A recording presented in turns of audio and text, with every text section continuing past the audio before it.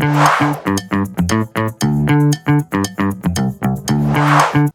se vini në episodin 21 podcastit Majtas, një hapësirë diskutimi politikave publike dhe mbi gjitha politikave të Majtas. Sot kam nderin të ftuar Adea Pyrdeni, Ministër Shteti për Administratën Publike dhe Antikorrupsionin, si dhe zëvendës krye negociatore. Mirë se erdhët, Adea. Faleminderit Driseo për ftesën. Shkënaqësi.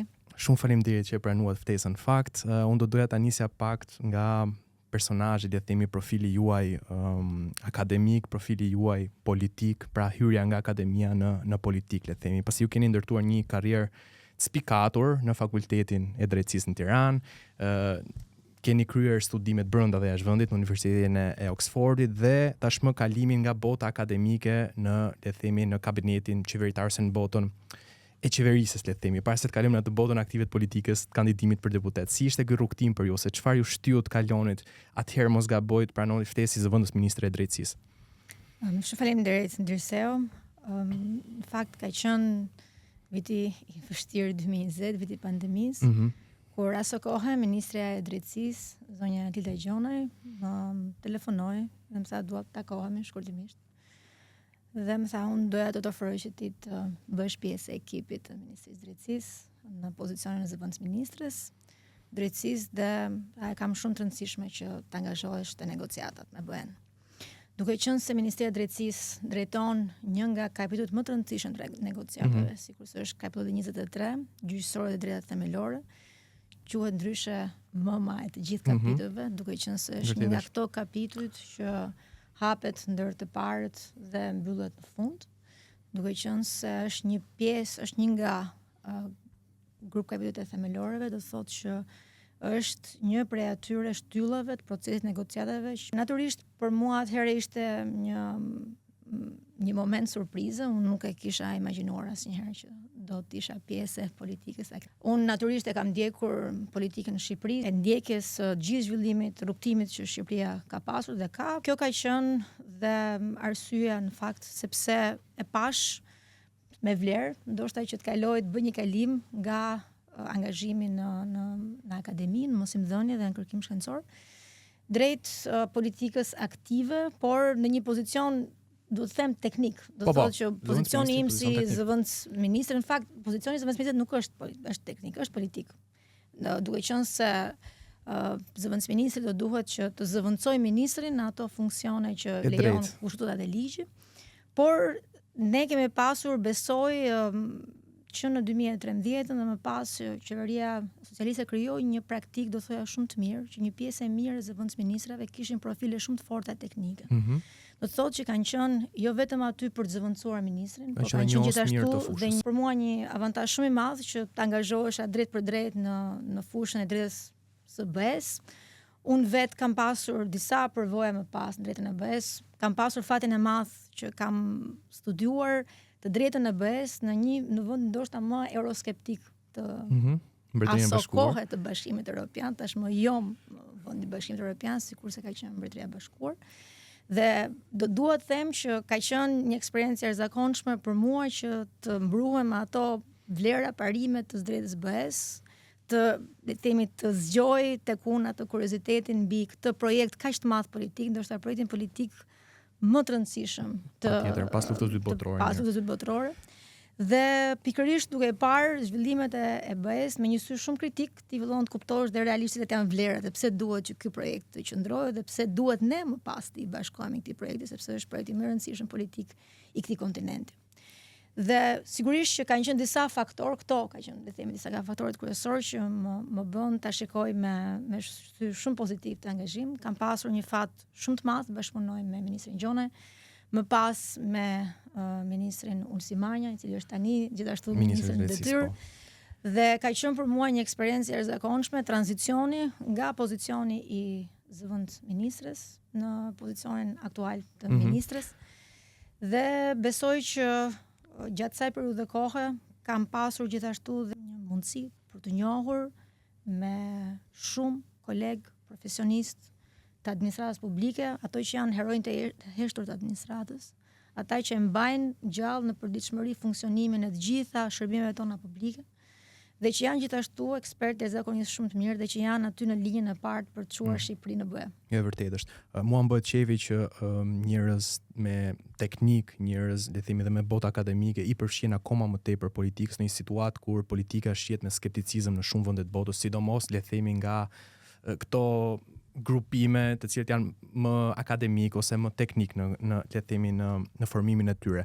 Tashmë kalimi juaj nga spektatore politike në aktore politike kaloi edhe një hap më tepër në kandidimin për deputete në listat e Tiranës me Partinë Socialiste. Si shkoi ky vendim, domethënë tashmë nga ministri shteti, normalisht do keni edhe një detyrë, cila është të jeni përfaqësuese e qarkut Tiranë, e Partisë Socialiste në qarkun Tiranë. Nuk ka qenë në fakt një ambicie personale ime e veçantë që unë të bëhem pjesë aktive e politikës në terren dhe pjesë e Parlamentit Republikës Shqipërisë, ka qenë më shumë besoj një vazhdimsi e angazhimit tim publik. Dhe ka qenë dhe mbetet, ndoshta edhe në thelb të këtij misioni, dëshira shumë e mirë për të bërë atë në të voglën tonë secili nga ne. Për të dhënë ato kontributin për të çuar Shqipërinë drejt BE-s në 2030. Unë kam privilegjin e madh që të jem pjesë e një familje politike me shumë të rinj, të reja, që i bashkohen në listës Tiranës. Mbi 30% e listave ishin njerëz të rinj, le të themi figura të reja politike në Partinë Socialiste. Dhe besoj që duke pasur parasysh që një pjesë e mirë e tyre vinë si profesionistë me eksperjenca në fusha të ndryshme të jetës publike ose private, besoj që i shtojnë këtij lloj koloriti dhe një tjetër dimension. Faktin që besojmë që dhe Kuvendi i Shqipërisë në këtë mandat të ardhshëm, për periudhën 2025-2029, do të jetë në fakt shumë sfidues, do të mbaj barrën e madhe për të çuar përpara të gjithë makinerinë legislative të parafrimit me legjislacionin e BE-s. Kam pasur dhe kam fatin e madh që të bashkëpunoj me kolegët e njësisë një në Tiranë. Kam pasur fatin e madh gjej një mbështetje të jashtëzakonshme nga gjithë strukturat e partisë, nga bashkëkryetarët, nga të gjitha ato organizmat vogla të cilat e mbajnë gjallë shpirtin politik të zonës atje. Dhe besoj që gjithë bashkë do ta çojmë përpara këtë mision që na është ngarkuar. Do doja të kaloja pak tashmë tek roli juaj si ministre e shtetit dhe për administratën publike, për antikorrupsion, gjithashtu të veçonim cilët janë disa nga arritjet më të mëdha le të themi në këto fusha, pasi vet raportet e OECD-s e Sigmës e kanë shfaqur Shqipërinë le të themi si kampionet prokurimeve publike. Pra është një fakt që kur ti e lexon dhe kur le të themi ndeshesh me atë çka kemi perceptimin në realitet, thua, wow, okay, Shqipëria kampione në prokurimet publike përsa i përket, le të themi pikëzimit, përsa i përket reformave në antikorrupsion. Cilat janë disa nga arritjet më, le të themi që do të veçonit më tepër në rolin tuaj si ministre? Kurse ju e dini, ne jemi në lupën e Komisionit Evropian. Duke pasur parasysh dhe të gjitha angazhimet që Shqipëria ka ndërmarrë në kuadër procesit negociatave, por gjithashtu monitorohemi dhe nga organizma të tjerë ndërkombëtar. Duhet përmend këtu raportin e OECD Sigmës. Sigma është një nga strukturat e OECD-s, e cila monitoron progresin e vendeve të Ballkanit Perëndimor në drejtim të reformës administratës publike. Duhet thënë natyrisht që Shqipëria gjatë këtij 10 vjeçarit fundit ka shenjuar një zhvillim të jashtëzakonshëm në drejtim të stabilizimit të administratës publike në gjitha dimensionet e saj, si në drejtim të menaxhimit burimeve njerëzore, në drejtim të menaxhimit të financave publike. Sot Shqipëria gjen veten me një borxh publik në nivelin gati 54-55%. Nga 80% që ka qenë 2013. 80% që ka qenë në vitin e parë, pra ka qenë një periudhë e stabilizimit të gjithë proceseve të brendshme menaxhuese. Këto janë shumë vështirësisht ndonjëherë të zëshme publikisht, sepse janë procese rutinë administrative, por që kanë qenë gjatë gjithë kohës në lupën e Komisionit Evropian. Reforma administratën publike betet në themel të gjithë progresit të mënyrës se si zhvillohen politikat publike në vend, në drejtimet setorale më pas, por reforma në administratë publike ka veçanërisht në fokus përmirësimin e të gjitha mekanizmave dhe procedurave që e bëjnë një shtet solid dhe funksional dhe mbi të gjitha eficient, por dhe me integritet. Do të thotë që në shumë drejtime ju përmendet prokurimet publike, por Shqipëria sot është lider në Ballkanin Perëndimor në fushën e menaxhimit të burimeve njerëzore, në fushën e organizimit dhe koordinimit politikave publike, në fushën e menaxhimit të financave publike. Dhe nuk është rastësore që sot Shqipëria mbetet gjithashtu lider dhe në një sër fusha që kanë të bëjnë me digitalizimin e shërbimeve publike. Vërtet, raporti Bergjit në fakt e kishte nxjerrë Shqipërinë në vendin e parë për digitalizimin e shërbimeve publike.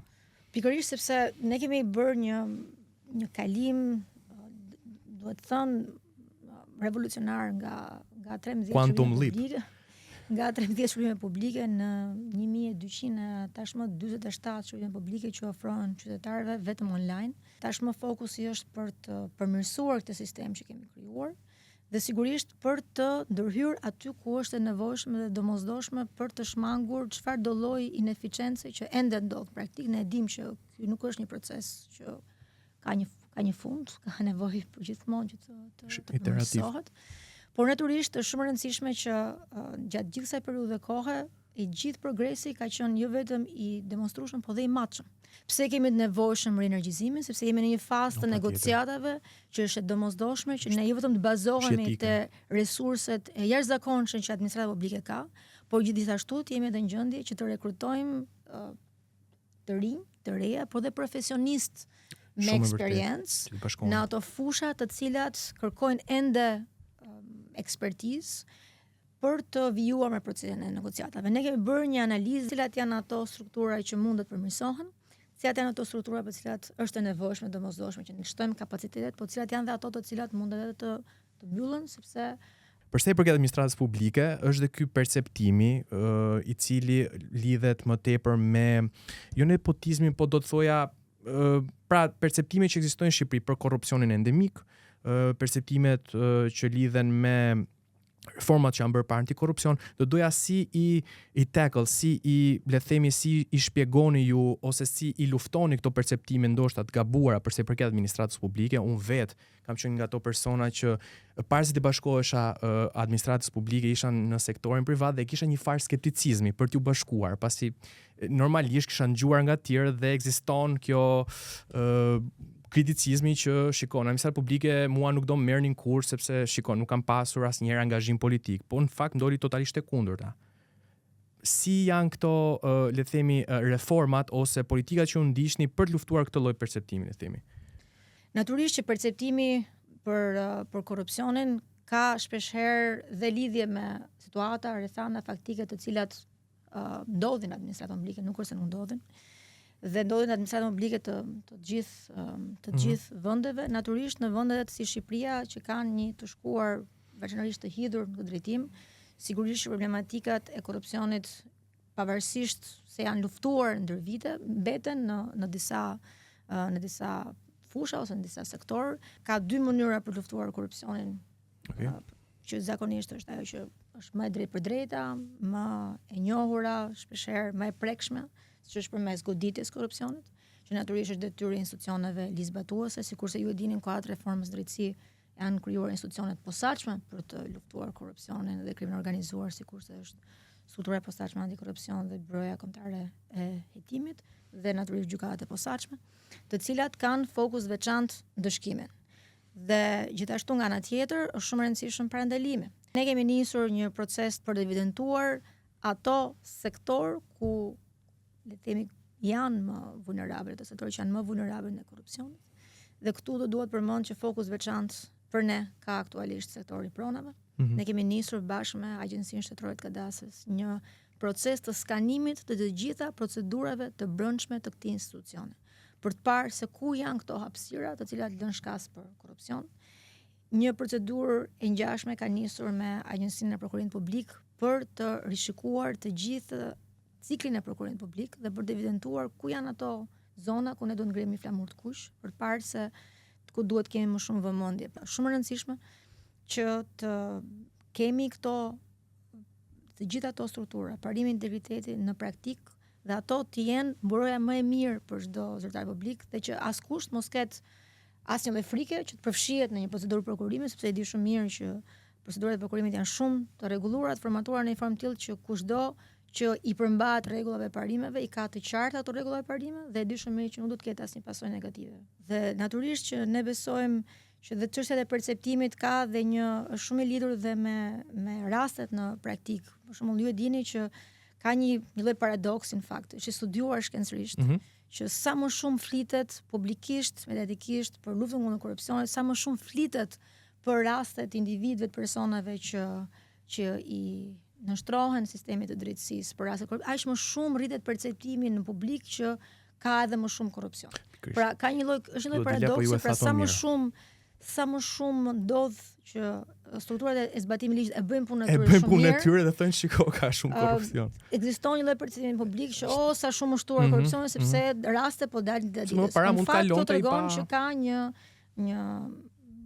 angazhim shumë serioz të strukturave të ligjzbatuese, rastin e Shqipërisë, për të çuar përpara rastet korruptive. Për kaluar tashmë tek pjesa e Bashkimit Evropian, ne kemi një marrëveshje me le të themi komisionin deri në 2027, mund të mbyllim deri në fund 2027, mund të mbyllim le të themi pjesën e negociatave. Sa realisht e bëshme është nga ana teknike dhe cilat mund të jenë pengesat ose sfidat që mund ndodhin. Pra, duke lënë anën politike që do duhet marrim vendimin e 27 vendeve anëtare, ndoshta përmjet referendumit së parlamentit, po le të themi pjesa teknike sa realisht e bëshme është deri në 2027. Zhvillimet e fundit. Tregu të brendshëm. Hapëm grup kapitullin 2, tregu i brendshëm me plot 9 kapituj. Ky është grup kapitulli i 3 që hapën. Ne kemi hapur në 15 tetor të vitit shkruar grup kapitullin e parë që quhet ndryshe themelorët dhe më pas hapën një tjetër grup kapitull në dhjetor, politika e jashtme me 2 kapituj dhe është ndoshta në një harë kohor 6 mujor është hapja e të gjithë këtyre. Është kohë rekord. Unë kam studiuar pak. Nuk është njohur në asnjëherë për gjatë gjithë rrugëtimit procesit negociatave me vendet tjera të BE-s, hapja e kaq shumë kapitujve në një harë kohor kaq të shkurtër. Kjo tregon në një anë që ka një angazhim të jashtëzakonshëm, ka një rivitalizim të procesit pranimit dhe antarësimit të vendeve të reja në Bashkimin Evropian për procesin e negociatave për të mundësuar që një vend i ri të bëhet antar. Por natyrisht sikurse ju e dini, procesi i negociatave nuk është një proces që i falet një vendi. Është hapja e negociatave është i bazuar mbi merita, mbyllja e negociatave gjithashtu i bazuar mbi merita. Dhe kjo do të thotë që përgjatë gjithë këtij rrugtimi Shqipëria do duhet që të tregojë që jo vetëm ishte në lartësinë për të hapur negociatat, por edhe për të mbyllur ato me sukses. Ju dini që tashmë gjithë fushata zgjedhore është e bazuar mbi perspektivën e afërt të antarësimit të Shqipërisë në Bashkimin Evropian. Mbi atë dritaren e antarësimit. Një dritare e cila është hapur për ne pikërisht sepse Shqipëria ka demonstruar që është një nga vendet në paraloj për të qenë antare në Bashkimin Evropian brenda kësaj dekade.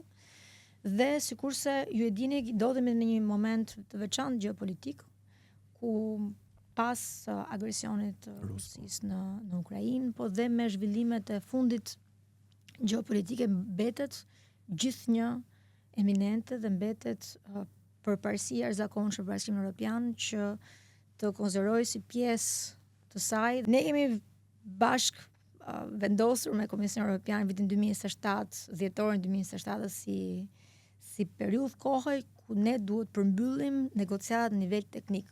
Pra, kemi vendosur që do angazhohemi për të hapur të gjithë grup kapitujt brenda këtij viti. Brenda 2025-s, okay. Brenda 2025-s. Ka mbetur edhe 3 grup kapituj të tjerë për të hapur dhe natyrisht do duhet që brenda 2027-s gjatë kësaj periudhe 2 vjeçare të mbyllim gjithë kapitujt. Kjo do të jetë gjithashtu e pa precedent në historikun e Bashkimit Evropian, pikërisht sepse është e qartë që ka një vullnet të jashtëzakonshëm nga natyra jo vetëm për ta çuar procesin përpara, por dhe për të asistuar Shqipërinë në proces. Unë duhet ta them vazhdimisht që ne duhet jemi gjithmonë shumë mirënjohës për mënyrën se si Bashkimi Evropian vlerëson arritjet e Shqipërisë. Ju e dini që Bashkimi Evropian është një vlerësues shumë kritik. Është mësuesi më i rrep, pra. Mbi zhvillimet në vend. Edhe zhvillimet politike. Progres raporti përgjithsisht është shumë i balancuar, evidenton arritjet, evidenton dhe sfidat që ka Shqipëria. Dhe pjesa më e madhe e këtyre sfidave nuk janë të panjohura për ne. Ne i dimë sfidat tona përpara. Rëndësishme është që tashmë të përshpejtojmë ritmin që këto sfida t'i kthejmë më pas në mundësi për ne. Dhe mundësi të cilat na hapin ato dritaret që ne duam të hapim për të bërë antar. Dhe sfida më e madhe që kemi, natyrisht sfida me kohën.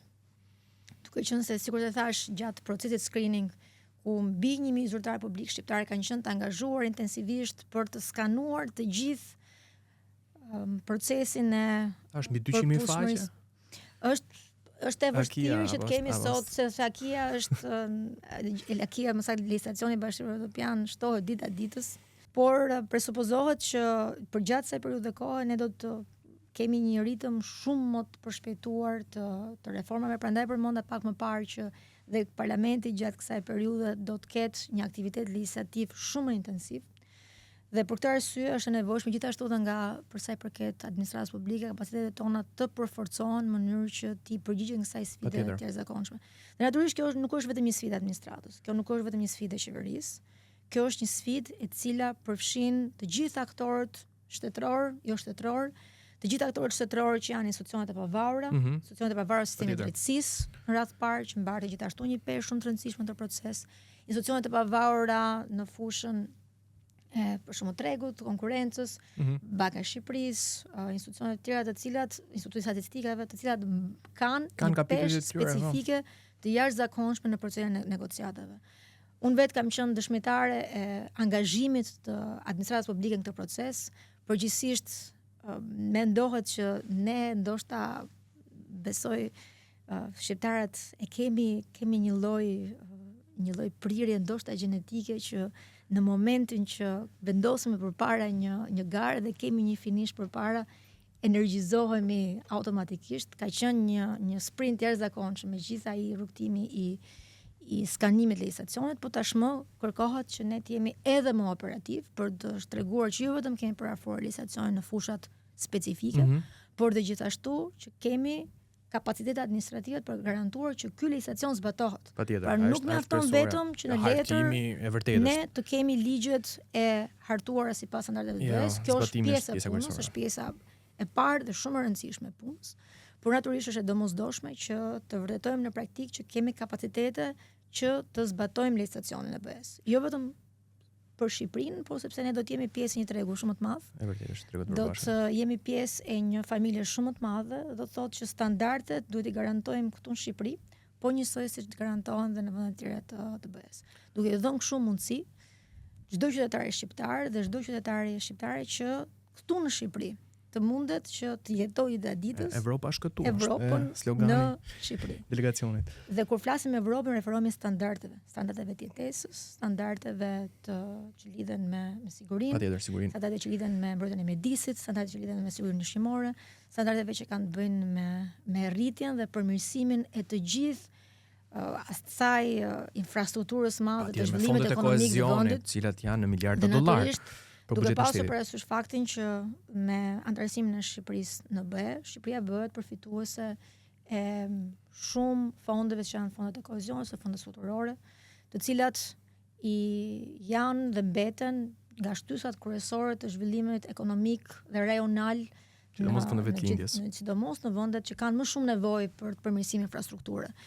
Dhe natyrisht që ky gjithë ky proces do të bashkëshoqërohet dhe me një sër përfitimesh për qytetarët shqiptar, përfitimet që kanë të bëjnë sidomos me qytetarët, studentët që mundet të studiojnë në vendet e BE-s me një tarifa që studiojnë sot të gjithë qytetarët evropian, për çdo qytetar shqiptar që vendos të shkojë dhe të jetojë në një vend BE-s, mundet që përfitojë aty nga sigurinë shoqërore, shëndetësore.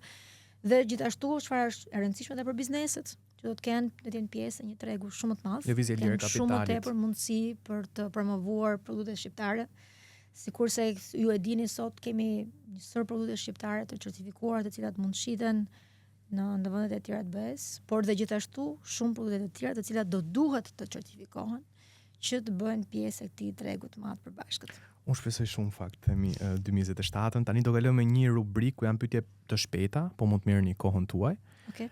Çfarë përfaqëson për ju e Majta? Me pak fjalë.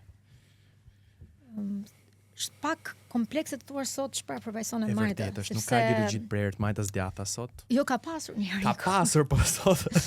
Por sot realiteti politik të bën të mendosh që ato ndarjet me thik ideologjike midis Majtas së djathës vështirësisht se gjejnë zbatim praktik sot në politikën e përditshme, nuk referohem të vetëm Shqipërisë.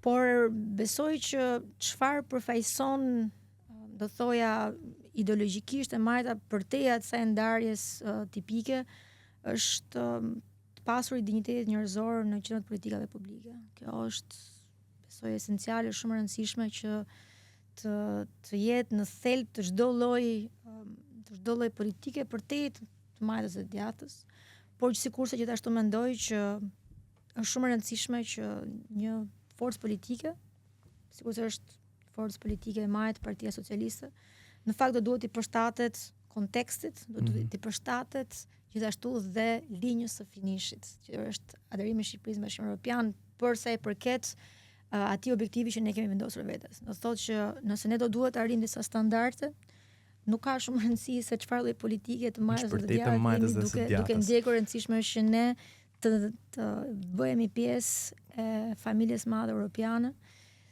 por të bëhemi pjesë duke qenë po aq fit ekonomikisht, politikisht, po që qenë po aq fit për sa i përket politikave tona sociale, dhe për të qenë në lartësinë e një vendi që e meriton të jetë vendi i Bashkimit Evropian. Natyrisht me të gjitha atë ngarkesën historike me cilën vjen Shqipëria, ti mbas e ke qenë i vogël, por që nuk e mban mend si ka qenë Shqipëria, jo unë referoj më përpara, në 90-s, në 97-s.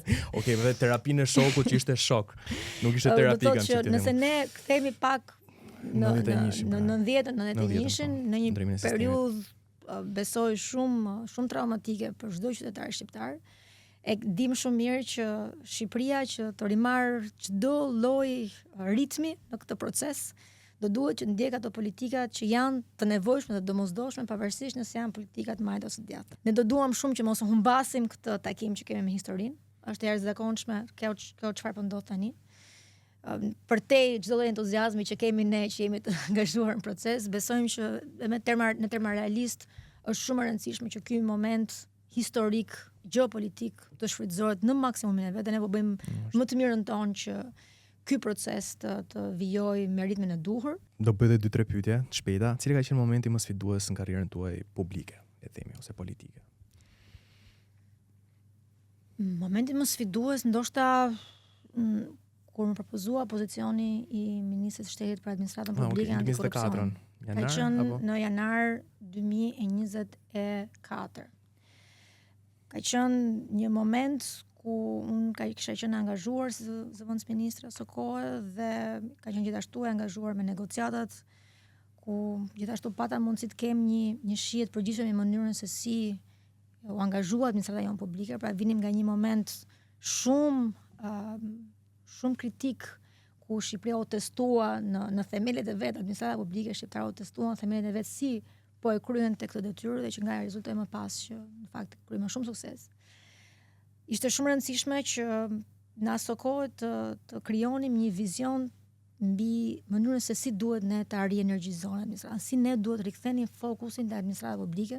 Kemi arritur në një nivel të mesatar të pagës në sektorin publik 1.000 euro, nga diku te 370 euro që ka qenë 12 vjet më parë. Besojmë që është një rritje e qëndrueshme. Natyrisht që me kalimin e viteve të kohës do duhet që ne të jemi sërish në lartësinë dhe të jemi në gjendje që t'i përshtatemi dhe ndryshimeve duke garantuar një rritje të qëndrueshme të pagës. Ne kemi nisur një iniciativë të rëndësishme ligjore, disa ndryshime në ligjin në punësin publik, disa ndryshime në legjislacionin për organizimin dhe funksionimin e administratës publike, e para për të rishikuar të gjithë sistemin e vlerësimit të performancës. Ne dim shumë mirë që me rritjen e pagave është rritur edhe një herë nevoja e domosdoshme për të pasur fokus më të madh te vlerësimi i performancës, për të bërë drejtësi kujdo që është më produktiv në punë dhe për t'i dhënë më shumë shanse atyre që janë më performues administratës që të përparojnë përpara në karrierë. Kjo është një nga sfidat tona më të mëdha, është sfidë e çdo administrate publike, është në fakt sfidë e çdo biznesi në sektorin privat që të ketë një sistem funksional dhe të mirë të vlerësimit të performancës. Ne shkëmbejmë në mënyrë të vazhdueshme me gjithë kolegët tanë. Shkolla Shqiptare e Administratës Publike sapo ka lidhur një marrëveshje me Institutin Kombëtar të Shërbimit Publik në Francë, dhe besojmë që gjatë këtyre shkëmbimeve kemi gjithashtu mundësi që të marrim praktikat më të mira dhe për t'i zbatuar ato në kontekstin shqiptar. Dhe gjithashtu gjatë kësaj periudhe kohë jemi munduar që të shikojmë dhe të kthejmë veçanërisht vëmendjen tonë tek rekrutimi i më të mirëve.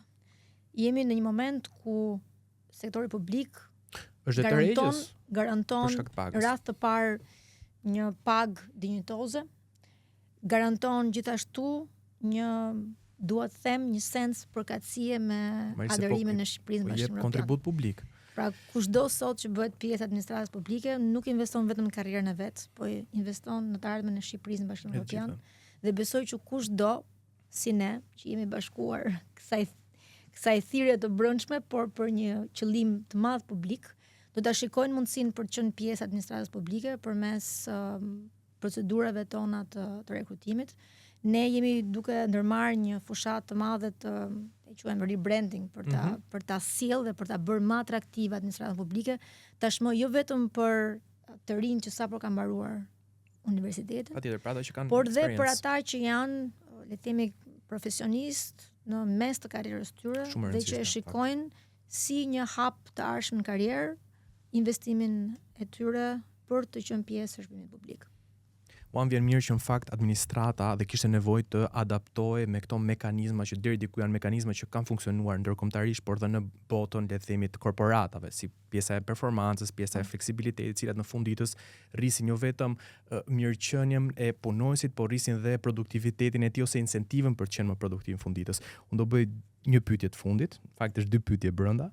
Një reformë që do donit ta ndryshonin nëse do kishin të themi atë shkopin magjik, pra me një të rënd shkopit mund të kishit për të bërë një ndryshim ligji, reformë, diçka, dhe cila figurë publike ka shërbyer si model frymëzimi për ju?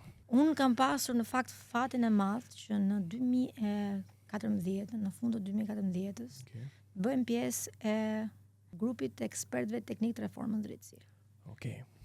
Pra këtu 11 vjet më parë kam qenë aso kohë pjesë e trupës pedagogjike të Fakultetit Drejtësisë Universitetit të Tiranës dhe kam pasur fatin e madh atëherë aso kohë që punoja me profesor Aurel Anastasin, e cila më tha, "Do që të punojmë bashkë tek reforma në drejtësi." Ajo është ekspert e nivelit lartë.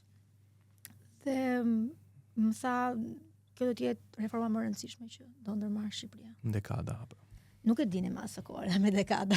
Asë kohë nisi një reformë e cila naturisht kishte nga mbrapa një sfond shumë solid, racional, se pse duhej bërë reforma në drejtësi, po parë tani në perspektivë ditë më pas, ndoshta edhe ne nuk e dinim se sa rëndësishme do të ishte kjo për Shqipërinë. Dhe unë besoj që ajo çfarë ne kemi dashur të gjithë asë kohë, ishte që të përfshishim një reformë e cila të rikthente besimin e çdo qytetari në institucionet e sistemit drejtësisë. Dhe pavarësisht se sot, natyrisht që si çdo reformë, pas 10 vitesh kushdo mund të ketë opinionet, perceptimet, vlerësimet mbi një reformë, por ajo çfarë është e rëndësishme, është ne referuam pak perceptimit pak më parë. Publik, po. Perceptimi publik për reformën drejtësi ka qenë jashtëzakonshëm kur nisi reforma drejtësi. Sot shikojmë që janë disa institucione të sistemit drejtësisë që kanë në nivelin më të lartë besimit. Një besim të shumë të lartë nga qytetarët. Në vërtet. Dhe kjo është pjesë e suksesit të reformës. Sot ke disa institucione të sistemit drejtësisë, duhet përmend këtu strukturën e posaçme antikorrupsion, që janë në renditje në institucione me besimin më lartë të qytetarëve. Bin 59%. Kjo është e gabuar. Do të thotë që reforma në një formës në tjetër ja ka arritur një pjesë qëllimit të saj. Natyrisht që mbetet ende për të bërë në disa drejtime të tjera që kanë të bëjnë me garantimin e proceseve gjyqësore më të shpejta për qytetarët, digitalizimin në shërbimeve gjyqësore, që janë pjesë e këtij procesi.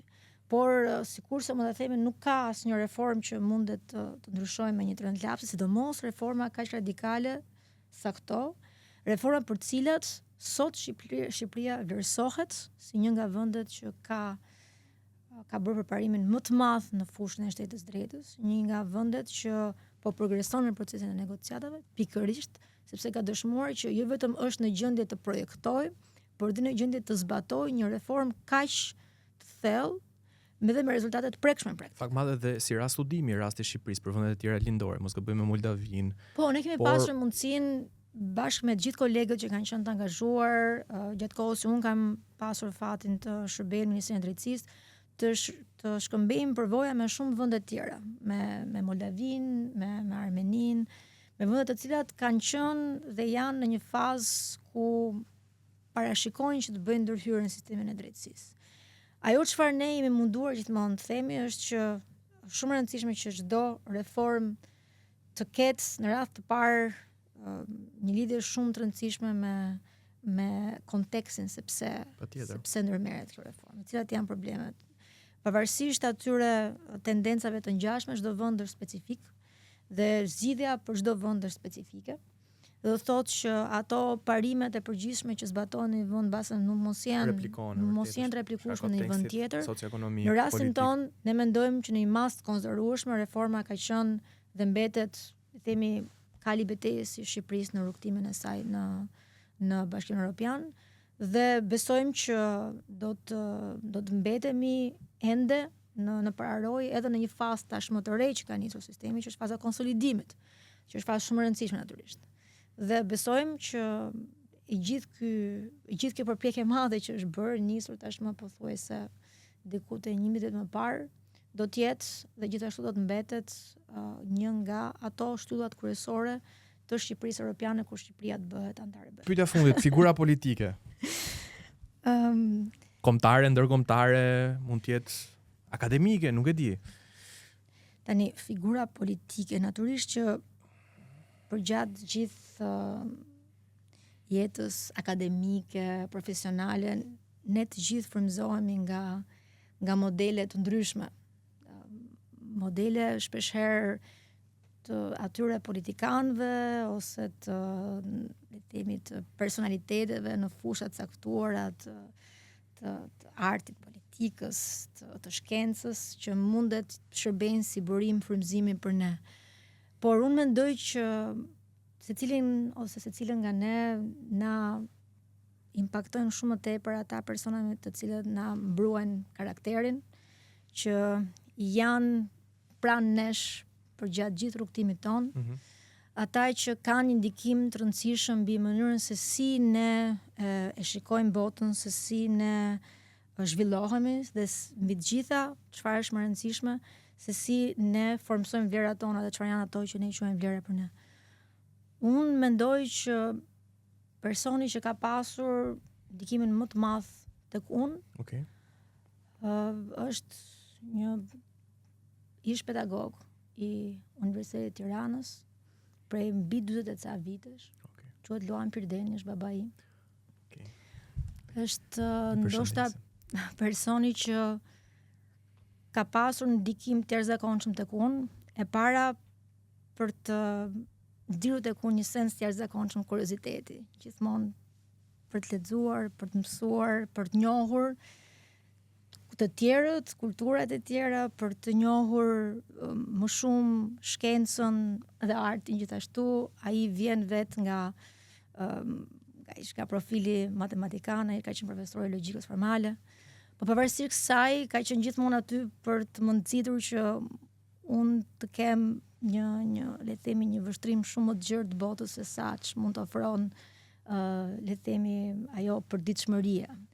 Dhe ajo çka ka qenë më e rëndësishme është që besoj për mua ka qenë themelore dhe mënyra se si më ka mbrojtur me vlerat për të qenë mbi të gjitha një person që udhëhiqet nga integriteti. Unë nuk do harroj asnjëherë, mbaj mend kur fillova të jap mësim në Universitetin e Tiranës, më tha mua kam 2 porosi për ty, se nuk më thoshte që kam 2 këshilla se nuk para është kështu. Nuk do t'japi shumë këshilla. Porosia e parë më thoshte mua, mendo 2 herë kur do të kalosh një që ti je sigurt që mendon që nuk duhet të kaloj.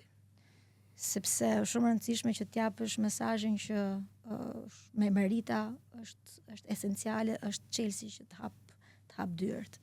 Gjithashtu mbaj mend që më thoshte që mos kërko askujt një nder. Mundohu që ti të bësh më të mirën tënde, sepse ai personi të cilët ti kërkon një nder mund të vi dhe një ditë të kërkojë një nder që ti nuk e bën dot. Ka drek falas thonë në anglezët. Kështu që ky ka qenë mësimi më i rëndësishëm besoj për mua. Dhe unë mundohem çdo ditë që ta shoh punën time si diçka që unë duhet ta bëj mirë. Se sa mirë e bëjmë, pastaj kjo është shumë relative, është vlerësim të kujdo. Por besoj që secilin dhe secilën nga ne na impakton shumë mënyra se si jemi rritur dhe kush na ka rritur. Dhe fati i secilës dhe secilit nga ne nuk është vetëm ajo çfarë ne themi rrugtimi jon individual, por dhe çfarë ata të tjerët që kanë qenë afër nesh kanë pasur mundësi të ndikojnë tek ne dhe na bëjnë më të mirë. Nuk mund kishte mbyllim më të mirë, zë ministre, shumë faleminderit që ishin majtas në datë eksperiencën tuaj. Faleminderit, kënaqësia ishte ime. Shumë faleminderit.